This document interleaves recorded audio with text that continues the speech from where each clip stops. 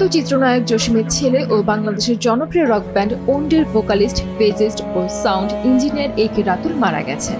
শনিবার 27 জুলাই বিকেল 3:30 রাজধানীর একটি জিমে হৃদরোগে আক্রান্ত হন তিনি। প্রথমে উত্তরা ক্রিসেন্ট হাসপাতালে নেওয়া হলে পরবর্তীতে তাকে লুবনা হাসপাতালে নেওয়া হয়। সেখানে যাওয়ার ঘণ্টাখানেক পরে তাকে মৃত ঘোষণা করেন চিকিৎসকেরা।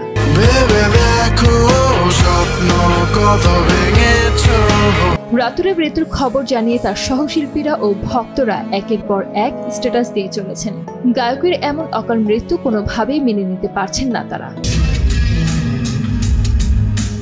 একে রাতুল ছিলেন বাংলাদেশের আন্ডারগ্রাউন্ড রক সঙ্গীত জগতের এক উজ্জ্বল নাম। 2014 সালে ব্যান্ডটির প্রথম অ্যালবাম 1 এবং 2017 সালে দ্বিতীয় অ্যালবাম 2 মুক্তি পায়। দুই অ্যালবামই শ্রোতাদের কাছে ব্যাপক জনপ্রিয়তা পায়, বিশেষ করে রাতুলের কণ্ঠশক্তির জন্য।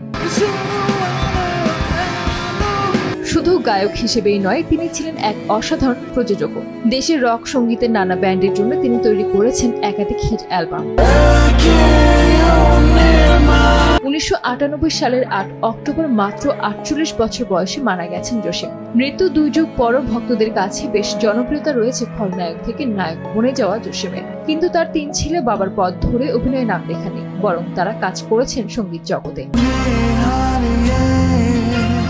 3 জনই যুক্ত ব্যান্ডের সঙ্গে। এর মধ্যে রাহুল ট্রেনরেক ব্যান্ডের গিটারিস্ট ও পরাহা ব্যান্ডের ড্রামার। রাতুল ও সামির যুক্ত ছিলেন ওন্ডের সঙ্গে। তাদের মধ্যে থেকে না ফেরা দেশে পাড়ি জমালেন রাতুল। দেশের অন্যতম প্রতিভাবান এই মিউজিক প্রডিউসার, ওন্ডের বেজিস্ট ও ভোকালিস্টের আকস্মিক মৃত্যুতে শোকের ছায়া নেমে এসেছে সঙ্গীতাঙ্গনে। সানজিদ আক্তার, দেশ টিভি।